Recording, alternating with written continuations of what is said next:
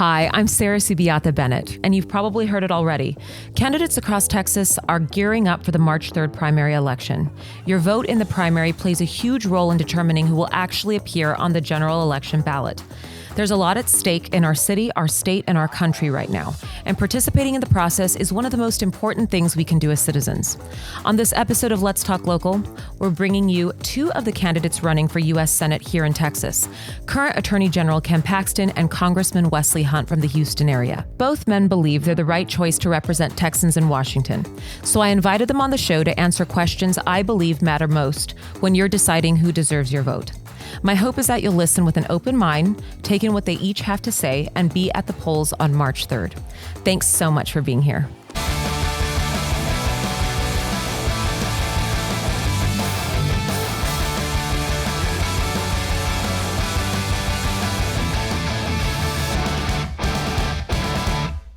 Attorney General Ken Paxton, thank you for being here. Thanks for having me. Great to be here. I'm happy. I'm grateful to you for coming into Dallas. Yeah, it's a little chilly today. It is chilly. But you just yesterday made waves across the state of Texas surrounding DEI. And I am so excited for you to tell our viewers and listeners exactly what that all entailed, please, if you would. So we've obviously had a controversy with DEI over the years. You know, it's been promoted by government organizations, by businesses, and all we were saying is, as it relates to businesses, as it relates to government, businesses are free to do whatever they want based on their shareholders.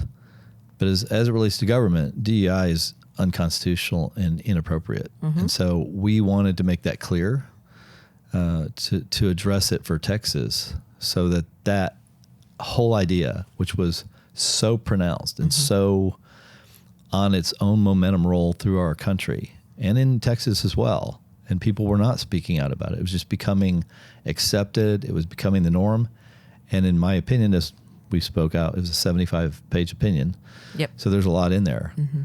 In my opinion, it needed to be addressed. And so we addressed it, and we addressed it on Martin Luther King Day for a purpose, because it was he who led the fight on civil rights and justice and people being judged on their character and not on the color of their skin or on anything else. And that's the way it should be. Yep. We all should be judged on our merit, our character, and how we do our job. Mm-hmm. And as a Latina lady, I appreciate that. I thank you for it. You just met my brother. He's now president of Ashford, and it's not because he's Hector Sanchez. It's because he is a hardworking, smart, capable, honest person. And I thank you and applaud that. So, thank you. It's been a long time coming, and we did a lot of work, and we did our research, and hopefully this will stand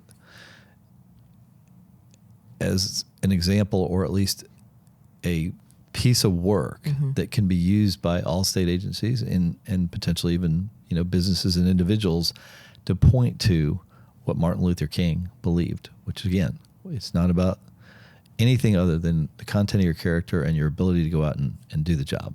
That's right. I have beautiful paintings of him in my office at home, and it's because of that. He championed truth and Christian values that I believe have laid a lasting impression. Justice based on, that's right. People should not be discriminated against based on their religion, their ethnicity, color of their skin. That's right. They should have the same opportunities in this country. And I think that he was the sort of the lightning rod, the catalyst for making that happen in this country.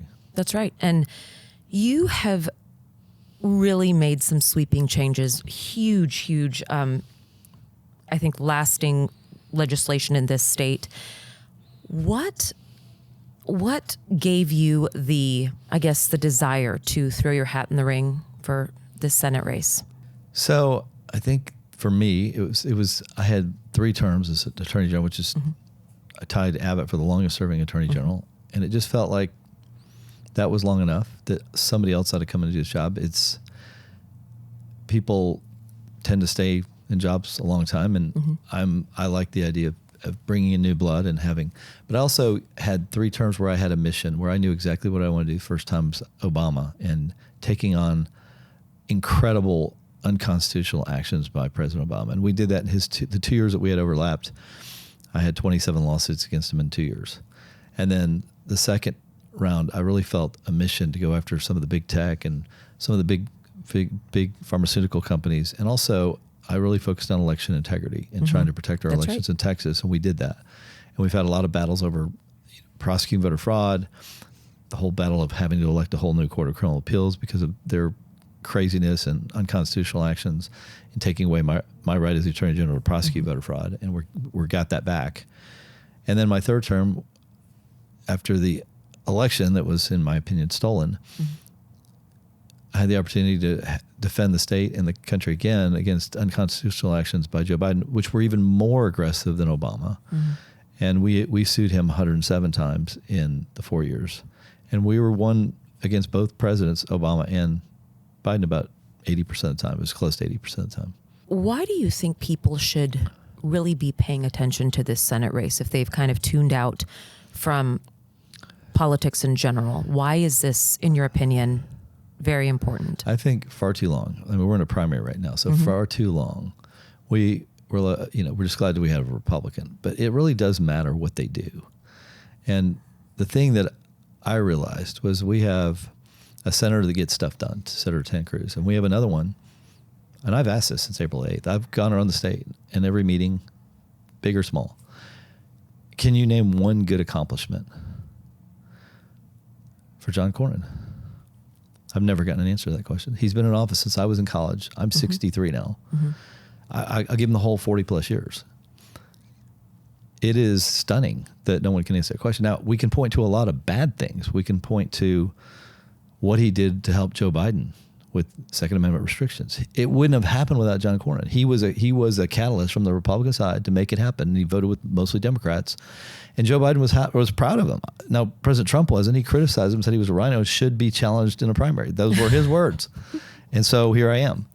But I wish that was the only bad thing he did. I mean, he is the author of Robin Hood. He was put there by George W. Bush to make sure that Robin Hood was created, which is a socialistic model for our schools. And we have been negatively impacted by that for decades now. He wrote the 5-4 majority opinion that created Robin Hood. That is a bad thing. That is a really bad thing. So you start with his career and you can go to today, and there are just so many bad things, whether it's the budget, whether it's what he did with Joe Biden, helping with these refugees that came from Afghanistan, whether it's his fight to stop the border wall from being built, whether it was fight to stop Trump from being reelected and sort of insinuating that he was a criminal. And John does that a lot. He was a judge, a Supreme Court judge, but he insinuates without any evidence that people are guilty. He's done that to me. He's done that to Donald Trump. And he's done it to others. That is not a good judge. That is not a fair senator. And frankly, it's time after what? He's running for his 5th term. No one's ever done that in Texas. Not Sam Houston, not LBJ, not John Tower, not Phil Garrett, no one. And this is not an exceptional guy. He's not been exceptional. He's been just the opposite. He's been a disappointment, and we deserve better in Texas. Why do you think he won't respond to any of the Dallas Express's requests to interview him? Look, I wouldn't want to interview if I was going to get challenging questions. If I were him, I wouldn't want to answer those questions either. He's got nothing to be proud of. I mean, he's going to have to answer questions like I just brought up.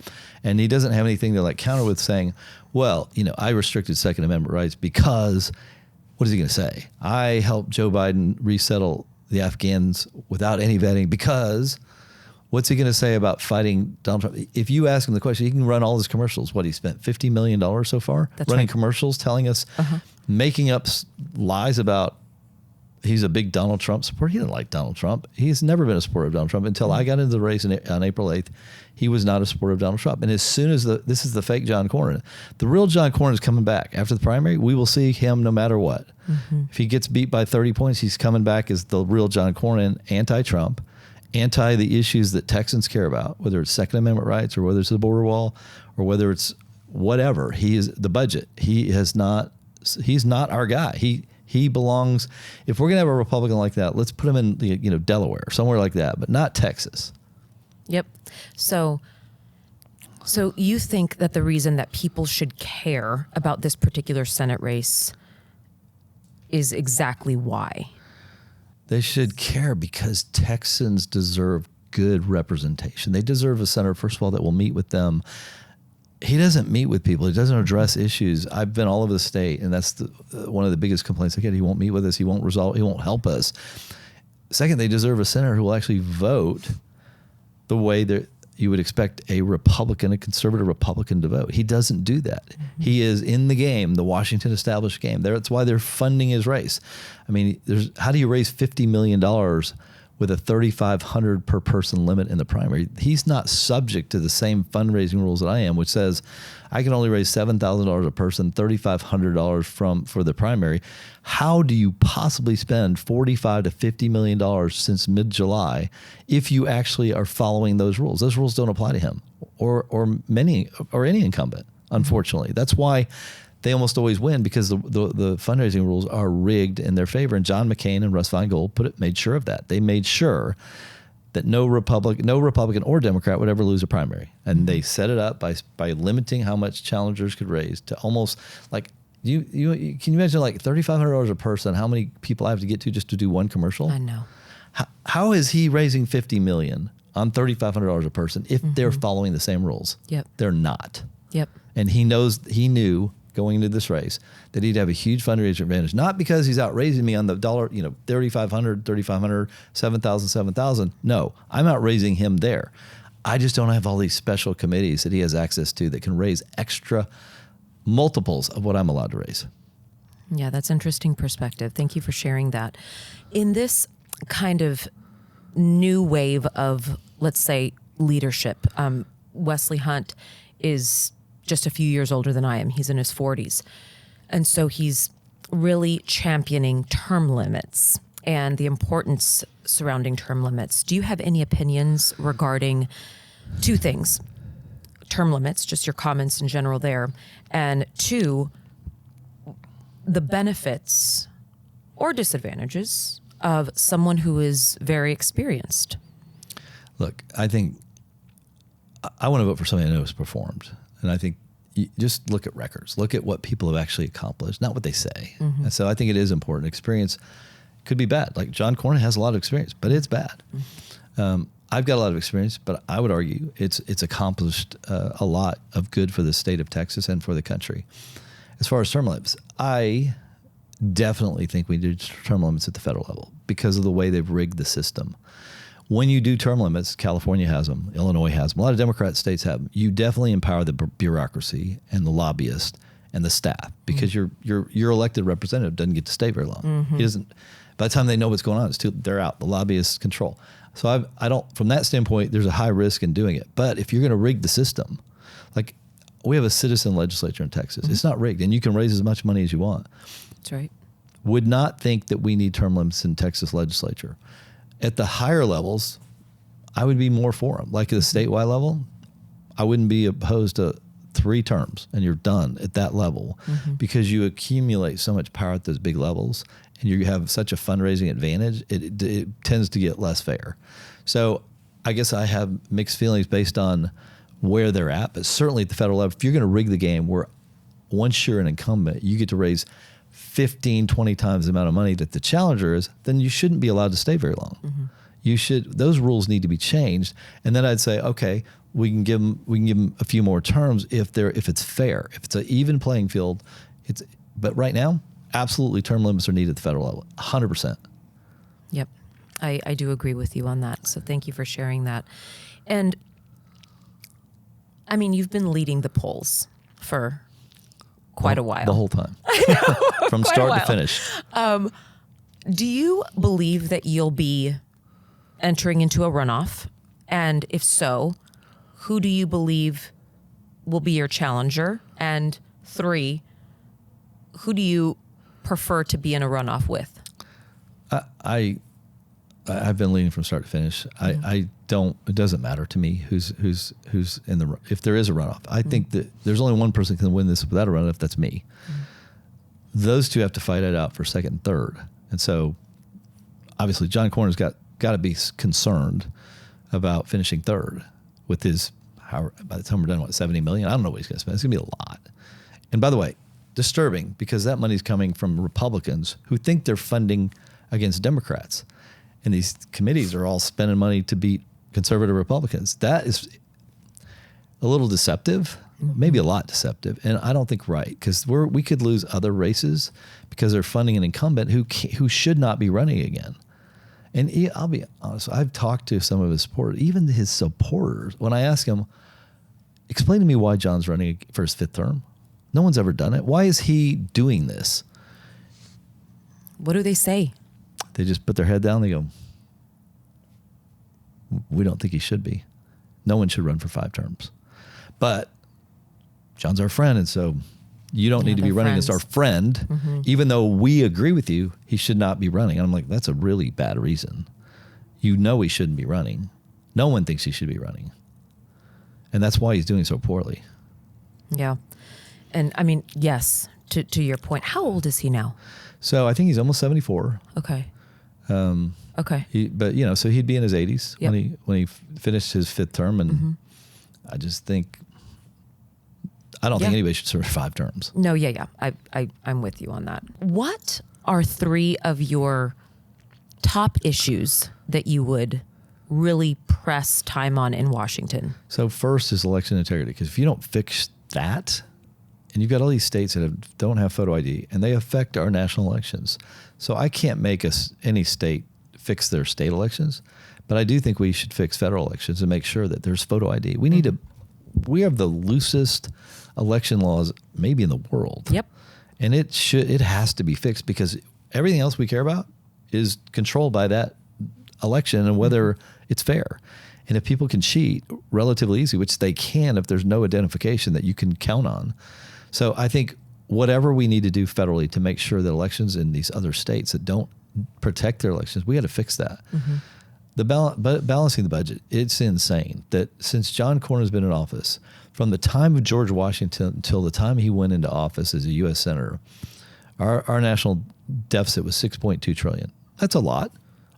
But under John Cornyn, you'll notice he doesn't ever say we shouldn't spend all this money. He's right there voting for all the spending, whether it's international, Ukraine, billions and billions of dollars. And he's overseeing the budget deficit going from 6.2 trillion to, what is it, almost 38 trillion now? Maybe it is 30 trillion. It's hard to keep track. It goes up so fast. That's wrong. He has done nothing about it. And I think we have to address it. We need to start speaking out. And there's a few senators that do, Rand Paul and Ron Johnson and a few others. I will be one of those saying, hey, we need to take this seriously, because it is going to affect our country. And it seems like it could affect us relatively soon because of the just tremendous growth of that deficit. I think there are so many other issues. Tax rates are too high, and people say, well, you need it for the high deficit. Well, no, I think you actually encourage economic growth if you reduce taxes, which are significantly higher than they need to be, including corporate taxes. I also think we have to fix the healthcare system. This Obamacare stuff, what a disaster. And I know now people are dependent on it, but we have to find a way to get doctors and patients back together instead of insurance companies, big hospitals, and the government. Because right now, that's who's controlling healthcare. And it is not good for the patient. It is not good. We are disincentivizing smart people from going into medicine. And guess what? That will have an impact on our healthcare. Why would you go into healthcare when you get told by an insurance company it has nothing to do with healthcare? You can only charge, this amount. That should be negotiated more between the patient and the doctor. And doctors should have to compete on quality, and they should have to compete on price. And right now, that's not happening. Yeah, I believe in the next 5 to 10 years that we're going to see Social Security, the whole system implode, and our healthcare system. There must be change. If not, I just don't see it trending the right direction. What about the devaluation of the dollar? My background, I'm a former bond trader. I love currency. I love finance. I love economics. That is where my worry also lies, is within that. I mean, the cost of commodities, price of commodities, silver and gold, are truly, they've risen so much in comparison to the U.S. dollar. Do you have any worries about that? Absolutely. It's created simply Joe Biden inflation. I mean, we are we are now reaping the whirlwind of massive federal spending that went into all these, like, where I don't even know where all the money went to climate change stuff and NGOs, non-governmental organizations that are unaccountable for how they spend the money. They spend billions and billions, maybe trillions. I don't know. We don't even know when all these NGOs and they're nonprofits, and then all this money gets spent. We don't even know what it actually got spent on. It just went to Stacey Abrams. What did she get? $2 billion for That's right. what? Those policies of spending like that create problems in That's right. devaluing our dollar, because and people feel it. They feel the massive rise in food prices and energy prices. It's all caused by Joe Biden spending, and now Trump's having to deal with it. He's having to deal with the consequences. We're all having to deal with the consequences. You don't think it's generations of leadership also at the federal level within, people who can actually Yes, just print money? It's that's why I mentioned from the time of John Cornyn. We already had exactly. $6.2 trillion is a lot, but now we're what, 6 times that? More than 6 times More that? than 6 times. And what has John Cornyn said about it? Nothing. I don't ever hear him speak out. I haven't heard. He doesn't fight the spending. He signs on to it. He's part of this massive problem that we have. We have inflation because he went along with the program with Joe Biden. Yep. He did. Hyperinflation. Yeah, it's here. And how do you want Texans to measure if you are a senator, right? 6 years in. What would constitute failure in your view? Failure is not fighting. You can't win unless you try. I think you have to measure somebody by their actions. I can't make every senator. I can't even make a majority. All I can do is go out and fight. I can be out talking about it. I can be out proposing the right things. I can be out working behind the scenes. I was in the legislature for 12 years. It's much more difficult for anybody, because if I'm trying to pass a bill that I think is awesome, I put it on the floor or I put it in a committee, it almost never comes out the bill that I started with. And the challenging thing about the legislature is, I remember Reagan saying, if you can get 80% of the loaf, take it. Sometimes if you got 55% of the loaf, you took it, right? Because you're like, and sometimes people held you responsible because you voted for a bill that had some bad stuff in it, but you had to assess, because you don't get to say, hey, take that out, cut that out. No one gets to do that, because everybody's subject to the legislative process. And you have, as a legislator, you have to make some tough calls. And sometimes it's just like, oh gosh, I don't want to vote for this, but I need this. And it's not a clean shot. Like in my job, I just make a clean shot, right? I can pretty much write a lawsuit the way I want to, or decide to do it or not do it. I don't have other people telling me, 100 other people telling me, or 99 other people telling me, and then another house over there and the president. You got a lot more players than that. You don't get to decide everything. So you're constantly measuring success by how much did I advance the agenda. And I think it's a different, harder thing to do in the legislature. But if you don't have people in there pushing for it, it's what I did in the Texas House, Texas Senate. I pushed for a lot of things. Did I get them all? No. Look at my record. I think I was rated the most conservative House member 4 out of 5 times. I was second once. And I was I was rated the most conservative senator. Okay. Did I get anywhere close to what I want? I wanted to get rid of the property tax. It is like my passion. I know how to do it, but I can't make the legislature, I can't even make the Republicans care about it. Yeah. They give lip service to it. And I'm like, okay, is that success? No, I was never happy with that, but I never stopped trying every session. And that's what you have to do. You just can't quit. That's right. And what would be... let me give an example. I filed, when I was in the House, I think I did in the Senate too, to get rid of in-state tuition that was created by Rick Perry. He's the one who put right. Guess what I got to do as AG? I got sued by the federal government over in-state tuition, and I signed a consent decree saying they're right, and we got rid of it, and like that. So I got to fix this thing a different way, but I never quit trying. And we figured out another way, because the legislature wouldn't fix it. Could never. Why Rick Perry did that? What a bad idea. Agree. A very bad idea from Rick Perry. And he said it was compassionate. It is not compassionate to take taxpayer dollars from residents who are paying taxes and give it to somebody who is here illegally and take it away from a resident who has been paying taxes that lives here. I don't see how that's compassionate, Mr. Perry. But that was his approach, and I totally disagree with it. Yeah. If you were to become senator, what would be your first piece of legislation that you'd file? I think it would be on election integrity. It would be related to fixing elections so that they are fair and we can trust them. Because fundamental to our system is believing that our elections are fair. Everything else, budget, whatever other issues we're dealing with, if we don't have fair elections, we don't trust it. People stop voting. They stop believing in this constitutional republic that it just so deserves our protection for the future. And right now, it's getting abused. Oh, for sure. And I believe that eventual civil unrest will occur. It'll absolutely lead to that. Yeah, if there is not that fundamental trust. What about people who are very concerned about Islamification? Look, I get that. And you look at what's happened across Europe, they're losing their countries. Of course. I think, we are a First Amendment, protect religious liberty, we protect political speech. It is at the foundation of our Constitution. I do not care what religion people are and what they profess and what they believe. And they should be able to share that. And they should be able to worship however they want to.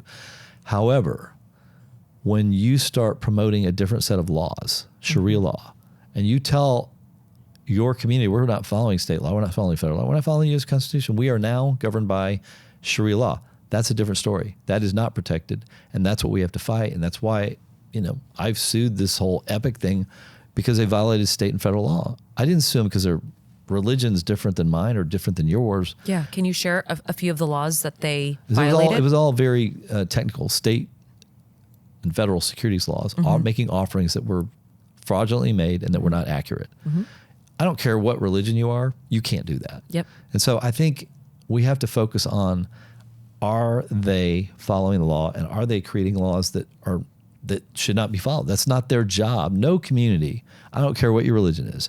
You want to come to America, you're going to follow our laws. And if you want to change them, then you get elected and go change them. Well, that's happening. Well, that's part of our system, it right? is. And if we're going to have a constitutional republic and people don't pay attention, you can lose your freedom. And if you let that happen, then you let that happen. And I think our founders recognized, that you had to be diligent and that this country had to be governed by good people or we were not going to hold it together. Is there anything that you want to leave our viewers and listeners with respect to your campaign, who you are, anything that you stand for? Look, I want them to know that I have fought for Texas, whether it was in the Texas House, Texas Senate, Attorney General. I think if you look at my body of work, there aren't many attorney generals in the country that have fought like I have. If you add up my losses just against Joe Biden, I think it's more than all the other states combined by some multiple.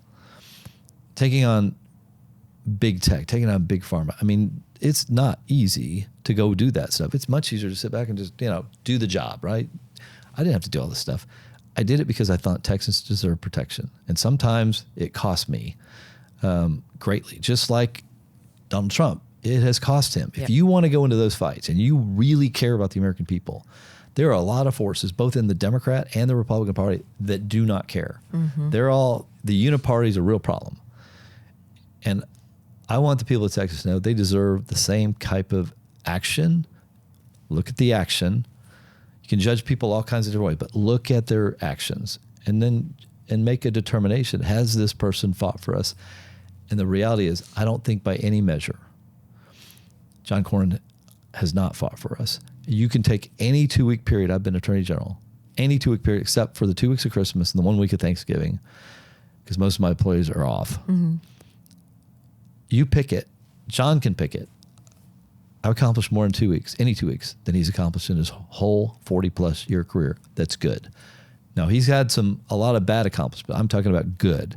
Go look at it. Anybody can look at it. Any 2-week period of time. I beat his whole 40 years. You pick it. That's a powerful statement to leave with. Thank you for being here. Glad to be here. Thanks for having me. Thank you. Congressman Wesley Hunt, thank you so much for coming to, interview with me today. You're calling in from Houston, Texas. You are a new voice for change. That is for sure. Yeah. And your name being thrown into the Senate race was incredibly surprising and exciting, I think, for many people. Would you mind telling our viewers and listeners just how that came to be? You're clearly a man of much varied experience. I can't wait to get into that as well. But I just want to know particularly what it was that ignited your desire to enter this race. Well, for starters, thank you for having me on. Of And I course. really appreciate this. And what really kind of got me in this race is that the United States Senate is just not a retirement community. And it is time for the next generation of leadership to step into the fray and to lead us post-Trump, which is going to be in the next 3 years. And there's a reason why President Trump's vice president is 41 years old. There's a reason why the Secretary of State is in his early 50s. Secretary of War is in his mid 40s, is because he understands that in order for us to set up the America First agenda for generations to come, the time is now. And I view myself as somebody that is cut from a very similar cloth as the gentleman that I just named. I was the first person in the country to endorse President Trump. Consequently, I was also one of his top surrogates traveling around with him and on his behalf for this last election. And I view this last election as the most consequential election in my lifetime because I realized that we had to have him back because the alternative of being Harrison Walz was simply unacceptable. And also, I believe in term limits. I don't believe in career politicians. John Cornyn has been around for 24 years. That's long enough. It is time for us to get into this race right now. And I've been a congressman for all of 3 years. I'm literally already term limiting myself in the halls of Congress. And I want to get in. I want to do 2 terms. And then it's time for me to go do something else. Look, God gave me a beautiful family. I'm a strong believer in Jesus Christ. And he gave me the most lovely family in the entire world. And at some point, my 7, 5, and my 3-year-old are going to need their daddy to come back home and raise them the same way that my parents raised me. But right now, I view this as my time and my window to give back to my great nation yet again as a West Point graduate, as somebody that flew 55 combat air missions in Baghdad as an Apache helicopter pilot, 2 tours of duty to Saudi Arabia, as somebody that has served and fought for this country. I view this as my next deployment and continued service to this nation. And that's what got me in this race. No, that's a strong answer. Thank you for sharing that. Of course. And I'd love to delve a little bit into your upbringing because I love your no victim mindset. I've read a lot about you. Clearly, this is our first time meeting, so it is nice to meet you. But everything that I read and that I've watched really leans into the fact that you had some exceptional parents. Yeah. They have grit. They have a no victim mentality, and they raised you and your siblings who, I mean, your sister went to West Point too, right? And my brother. And your brother, dear God. Okay. So you all are cut from a particularly exceptional line, let's say, but please share a little bit about your upbringing. Where exactly in Houston, just more of of the things that people aren't already aware of. Yeah, I grew up in a suburb of Houston, Texas, and then drove 1 hour one way every single day to attend a private school in here in Houston. And St. the funny thing John's, about right? that is that the distance that I drove from North Houston to the private school that was in the city ended up being the exact boundaries of the district that I now represent. So I'm actually representing my hometown. I grew up in a very Baptist home. We went to church every Wednesday and every Sunday. We prayed before every meal. We ate meals together as a family. My dad's a retired colonel in the Army. My sister's a West Point graduate, class of 93. She went on to serve 23 years active duty as a military intelligence officer. I'm a West Point graduate, Apache helicopter pilot, deployed to Iraq and Saudi. My brother is also a West Point graduate, and then he cross-commissioned into the Navy. So there's 60 years worth of military service just in my immediate family. And at one point in 2006, my brother and sister and I were all deployed to the Middle East at the same time for 2 months.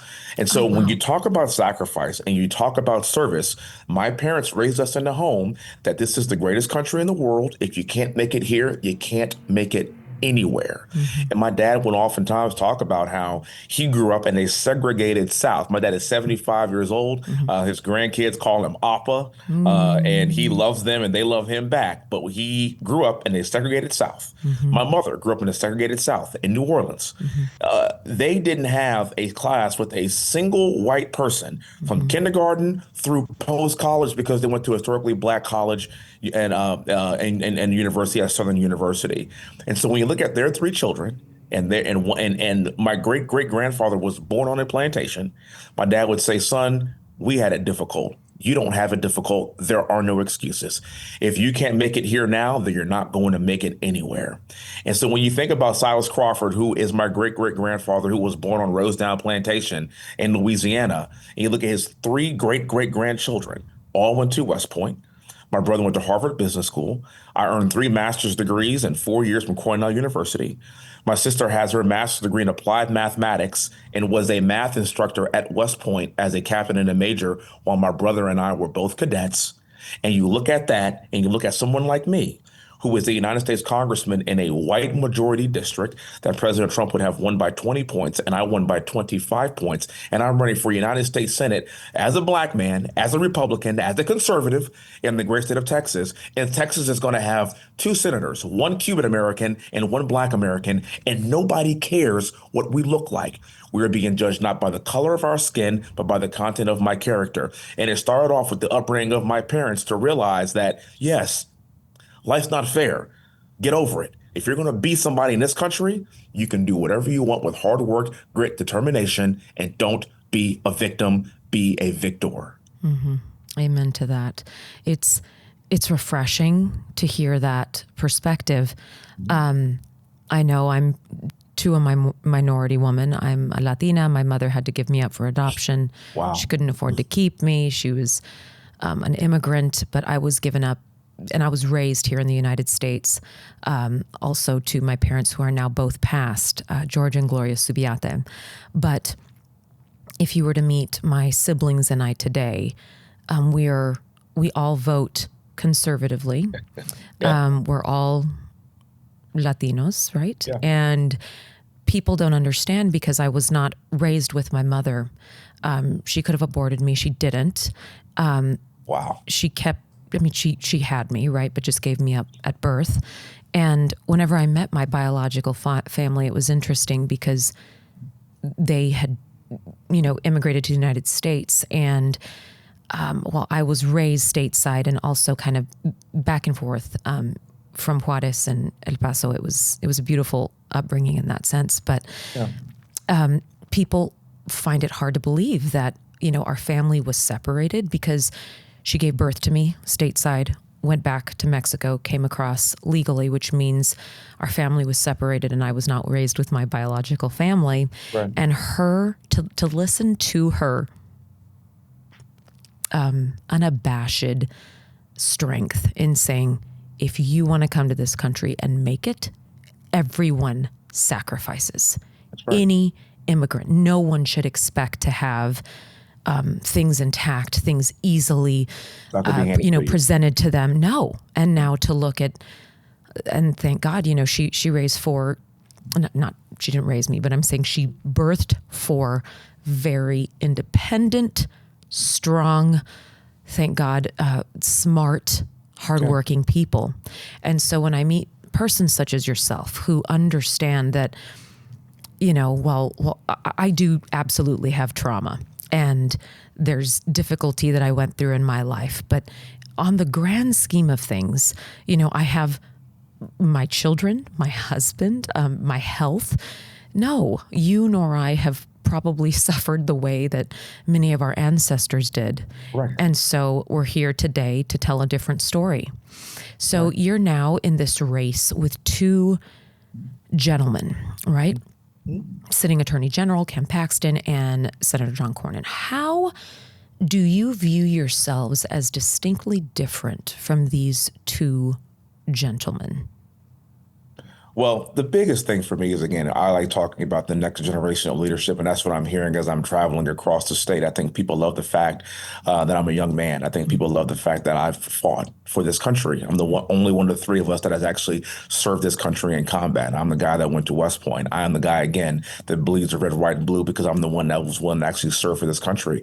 I think people like the fact that I have young children because they actually I understand what we're going through Oh, yeah. every single day. Oh, yeah. A 7, a 5, a 3-year old, and we the struggle is real. Like Yes. we're all in this together, and so I think, me being, a younger man, I think is really, really intriguing to a lot of people. Also, I'm a real conservative here, especially by today's definition.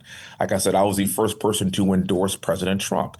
And again, that was way before our current Senator John Cornyn endorsed President Trump. You have to keep in mind, President Trump just won Texas by 15.7 points. This is America first country. And so you have to have America first senators, and that's just isn't John Cornyn.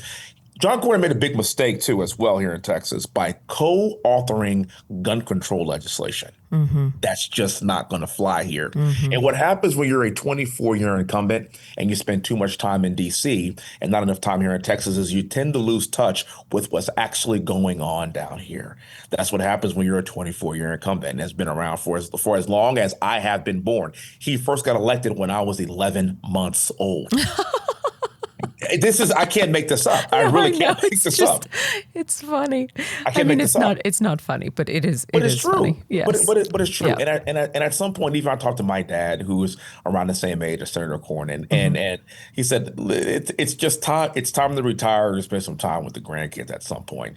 And a lot of people bring up President Trump being 79 years old, and I quickly say, he is an anomaly. I can assure you, you are not Donald Trump. And as somebody that traveled around the country with him, flew around with him, opened for him at rallies, I can tell you he is a different breed. But he also surrounded himself around young people. And so, again, true America First patriots that believe in the Second Amendment, that understand the importance of a border wall, which Senator Cornyn said that it was not necessary, and I quote, at the end of the day, there are some very stark differences, and a man that has now spent $70 million in this race as a 24-year incumbent and is polling in the 20s clearly shows me that the people of Texas, especially in the Republican primary, are looking for other options. And that's all I wanted to do, was give the people of Texas a true young conservative option to step into the breach, especially now, because President Trump's going to be here for 3 more years, and we need leadership for 4, 8, 12 years down the line. And what about Ken Paxton? So I know you spent significant time on Cornyn. What about Paxton? What about the differences there? I think Ken Paxton, what we know is we're probably going to have a similar voting record. One big difference between he and I is that my Liberty score is already at about 96%. That's right. And that's very, very good. And I'm already voting at the federal level. So you actually already know what you're going to get from me. I've already been a proven commodity there as well. But this is no shade to Ken. This is no offense to Ken. But I mean, he's going to be eligible for Social Security in the next couple of years. And then we're going to be having this exact same conversation after one term. He's going to then be in his 70s. And again, people are just looking for the next generation. And yes, is Ken far more conservative than John? Of course he is. But again, you're going to have somebody that in 12 years, 6 to 12 years, I'm going to be in my mid-50s. I'm still going to be spry. I'm still going to be ready to go. I'm still going to be ready to fight. But also at that point, I'm term limiting myself to 2 terms. And then it's time for me to go back home and raise my children. Interesting. Okay. All right. So that's, I was actually going to ask you, so since you're talking about term limits, great. So let's say hypothetically you do win this race, okay, 2 terms. Yes. You just answered that question of mine. What do you see yourself doing post service? I see myself going to a lot of my son's football games. I love that. And I mean that from the bottom of my heart. See, my father is a man that raised his children, and my dad is a guy that was at every single varsity game I ever had when I was in high school. Oh, what a blessing. And those are the kinds of things that really create strong men, is when you have strong fathers and a strong father that's in your home and a two-parent home. And my mother is the one that raised us as well every single day. And so I am not the father to my kids that my dad was to me at this time, because I'm on 135 flights every single year. I'm flying back and forth to DC. I have never spent a weekend in DC, and that's actually for two reasons. Number one, I want to make sure that my children know who their father is, and I can't be gone for that long. But also, I want to make sure that I spend more time in my district than I do in DC. Because when you're out eating in Houston and somebody doesn't like what you're doing, they're going to tell you about it. And so when you have your ear to the ground because you spend more time in your hometown than you do up in the swamp, people then tell you what's good, what's bad, and then you're able to represent them better. And so at some point, when this is all said and done, I want to be in my mid-50s, politics is over, doing something in the private sector, and going to a lot of football games. Beautiful. And you were captain of the football team, weren't you? In high school, yes, I In was. high And then school. I played a little bit at West Point, too. So That's yeah. great. That's great. Moving over to some of the issues that are impacting Texans most today, which are your top two most pressing issues in which you intend to devote significant energy towards? So as a senator, what we need to do is get rid of filibuster so we could codify President Trump's agenda that's all currently being held up in the Senate by legacy senators. That's the first problem that we're seeing. We need to make sure that we codify President Trump's border security executive order. The way it stands right now, we can have a Democrat, hopefully not so in the very distant future, but we can have a Democrat that can literally undo what President Trump has done, and that's secure our southern border. We didn't need any more laws. We just needed another president. And then just like that, abracadabra, our southern border is now secure. But now it's up to us to codify that. That's a really big issue to us Texans. Another big issue that I am discovering as I'm traveling around Texas and keep my ear to the ground is the Islamification of certain areas in our great state.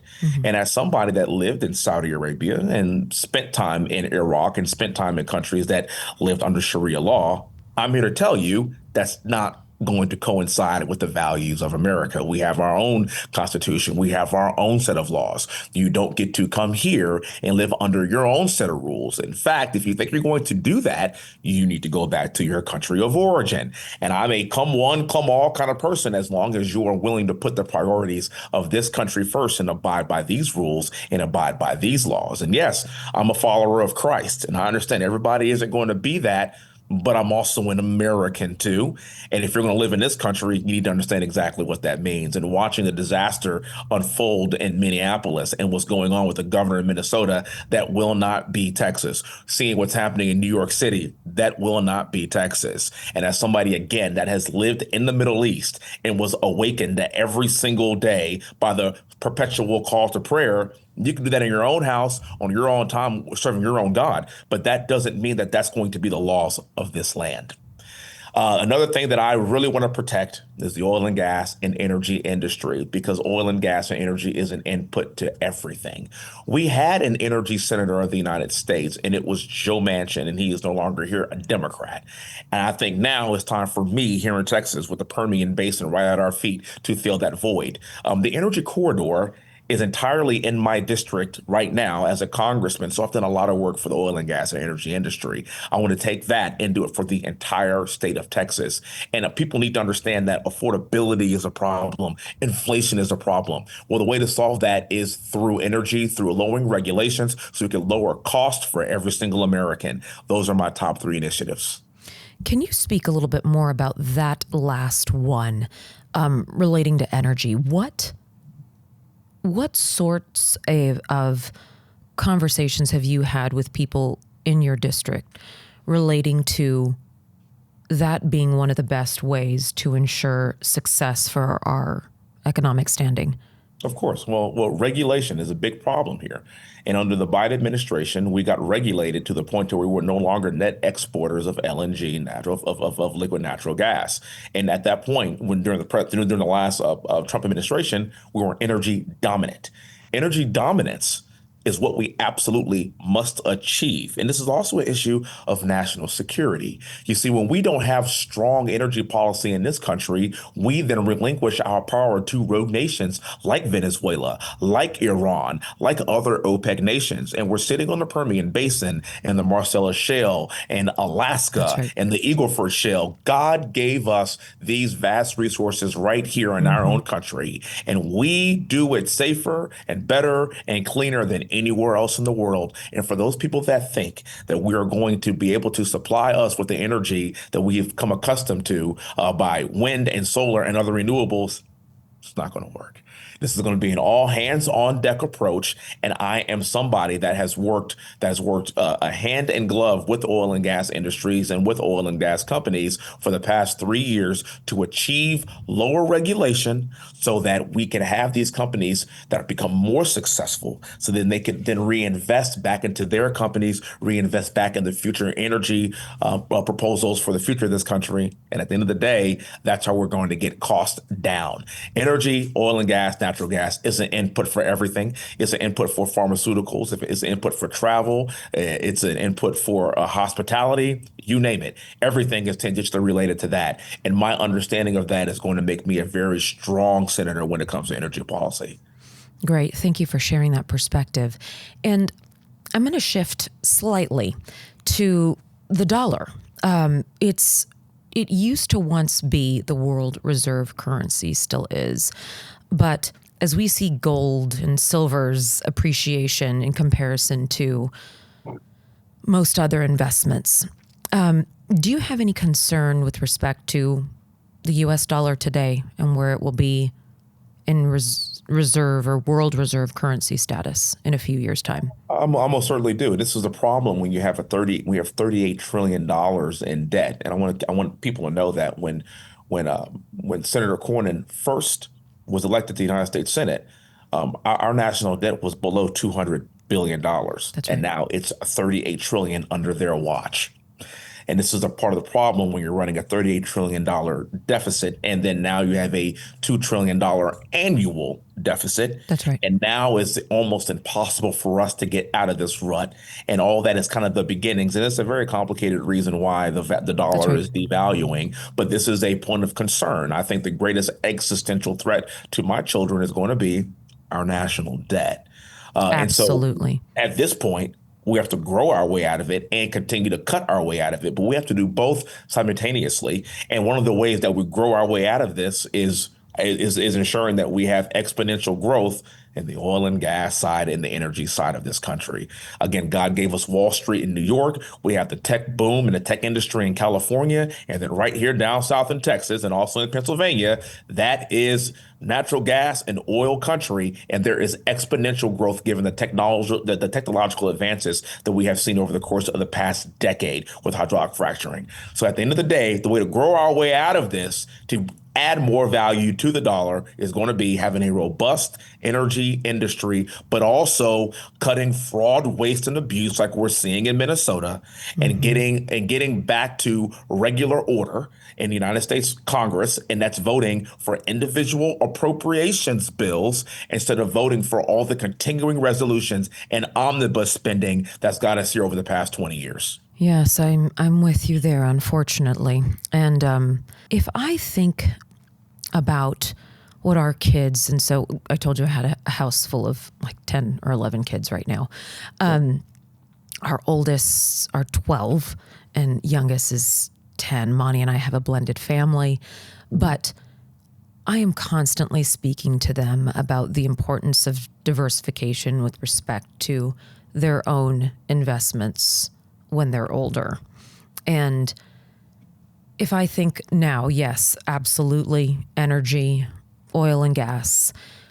Do you have insights on AI, on the energy and the power that we're going to need to develop Texas appropriately to ensure that we can actually run as much of the industry, the tech industry specifically, that's coming here? AI is coming. We're going to need more power generation, or else it's going to drive up the prices of everyday Americans, and we just flat out can't afford it. And what I've seen over the course of the past few years is unlikely bedfellows. If you're looking at the tech industry and oil and gas industry partnering because they realize that They when the need each sun other. doesn't shine, Yeah. the solar doesn't work, and when the wind don't blow, windmills don't work, and you need natural gas to run your AI data centers. Well, guess what? We'll see in the Permian Basin. But also, we have to be very, very acutely aware of, again, raising costs for everyone else, which means that we have to produce more efficiently, and we need more power generation because the AI boom is coming. And also, people aren't talking about the water that's required as well. It's not just energy. That's It's right. also a lot of water. And Absolutely. so it's an all hands on deck approach. It's going to be nuclear. It's going to be wind. It's going to be solar. It's going to be natural gas. It's going to be oil. It's going to be fossil fuels, you name it. But we need more electrons, not fewer. And we've got to continue to give ourselves some runway to innovate for the future. And what your degree, undergraduate degree, is mechanical engineering, right? Yes. Okay, good. So that's particularly helpful with respect to oil and gas as well, at least having that type of Yes, education. and then graduate school. I have my master's in business administration, a Yes. master's in public administration, and a master's of industrial and labor relations. Yes, And so labor these are relations. all That's right. labor. It's labor, it's money, and it's policy. I'm disciplined in all three of those categories. That, coupled with the mechanical engineering and business background from West Point, is why I'm uniquely positioned to solve these issues that are going to be happening in my lifetime. Yes, in our lifetime and our children's lifetime.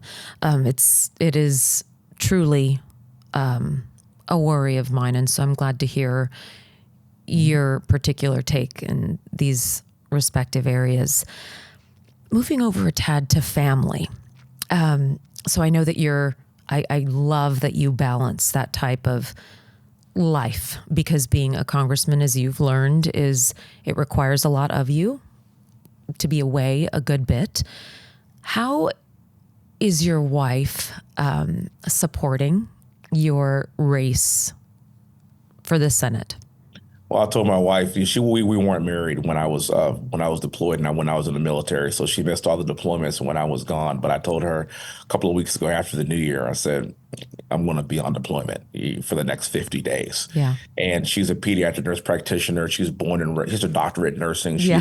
She's born and raised in Iowa, and she will always tell everybody, it's my job to be supportive, and I know who I married. And so she's the rock of this family. Well, I mean, without her, there's no way we would be able Absolutely. to get Yep. from day to day. I mean, she gets up. We have the three kiddos. She gets them ready, gets them out to school, takes them, drops them off. She has a full-time job herself. And again, she is just somebody that again, it's always our spouses. I mean, I wouldn't be here or be able to do this without her. And she also understands that I'm doing this for the country. I'm doing this for the family. I'm doing this for the future of our children. And she just wants to play her part as well, is what she has told me. And she's doing just that.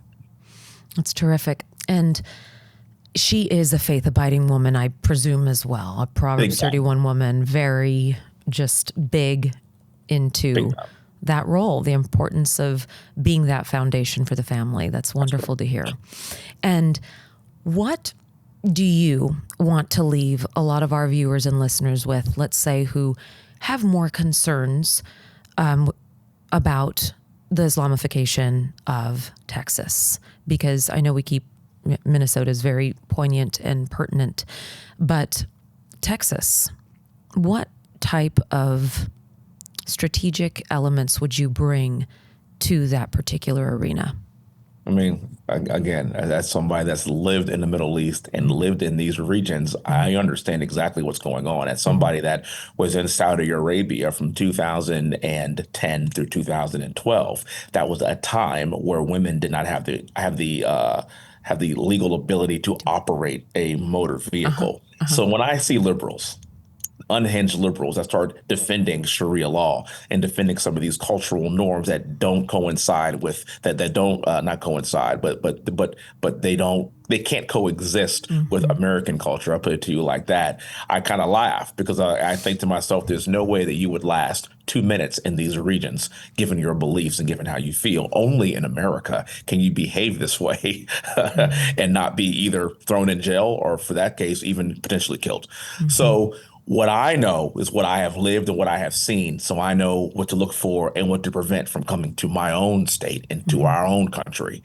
And that's what I have, this unique experience of living in these regions and understanding exactly what it's all about. Now, does that mean I don't want Muslims in this country? That's not what I'm saying. That's not what I'm saying at all. We have the freedom of religion in this great nation. However, this is still America, and you have to assimilate to our culture. I have a lot of family that is very liberal, and they confide in me often and say, this whole Islamic movement is really scary. And it's one particular family member of mine who's in a same-sex relationship. And this person tells me, I don't think many people understand what that means for a lot of our rights even. And I concur and I say, that's correct. I do believe that it is something to not just worry about, but to act decisively about when you're voting. Because the people who are championing change and championing the Western values that I know many people criticize, capitalism, collectivism, I know it's such a hot button issue right now. I do see it coming from the conservative side, and it's not just because I am a conservative woman. It's simply because I don't see anything being done by our fellow Democrats or liberal voters. Do you find that I am misled at all Not in at all. that? Okay. Not at all. Okay. Not at all. My husband had a call with Brandon Gill before he was elected. Good guy. He's a good man. I like and Brandon. yeah, and that was his advice, saying you must not allow yourself to be brainwashed. You must spend more time. No, Brandon's good. Yeah, in your district, he certainly is. He certainly is good. Brandon got the memo. He did. He did. And so, either way, who do you find yourself spending time with whenever you are in Washington? What different congressional persons or people at all do you find yourself surrounding yourself with to avoid that type of brain rot? Yeah, we're a really good buddy of mine is Eli Crane out of Arizona. Yeah. Okay. Yeah, Eli. Yeah, in fact, I actually had Eli. Eli was in my announcement video. He's a solid guy, former Navy SEAL, sniper, backbone, strong guy, real conservative. That's the kind of people that I spend my time around. Yeah, and it's clearly shows in not just your demeanor, your candor. It shows a lot in your personal life as well, because anyone can research about you shows that through and through. Do you think you would be slightly more aggressive as a senator than you have been? I know 3 years is a good amount of time, but have been or plan to be as a congressman? I don't think the word's aggressive, ma'am. I think the word's going to be authentic. Man, if that comes across as being aggressive at times, well, then so be it. Again, I get up in the morning, I realize that. And I get up in the morning, I say the 23rd Psalm. I say my prayers to Jesus. I thank him for yet another day. And I thank him for allowing me to be as authentic as I possibly can. My dad kind of raised us to be just he always said, just tell the truth. The truth is so much better. You don't have to lie. So liberating. And people may not agree with you. They may not like what you say, but at least they're going to know exactly where you stand. And if that comes across as aggressive, well, then so be it. I always tell people I've been shot at before. Trust me, I can deal with it. There's nothing you can say to me that's going to hurt my feelings. And I have buried West Point classmates over the years that didn't make it out of combat. And so I get up every day knowing that it's a gift from God. If not by the grace of God, I wouldn't even be here. Yeah. And so again, being myself, continuing to serve this great nation, telling the truth, that's the only person I know how to be. I love it. And the only reason I use that word aggressive is because people who I know who have, been, and my husband is not the one, but kind of our group, but they've told me, I don't really know Wesley Hunt, but Ken Paxton is so aggressive. He's a fighter. Yeah. And well, I'm literally a war fighter. Well, that's what I was going to say. So, yeah, after spending time with you, it's certainly clear that you are a fighter, a trooper, a representative of truth. And it is such a pleasure to meet you. Pleasure's all mine. Thank you for having me on. Thank you for being here. Appreciate it, God bless you. Congressman.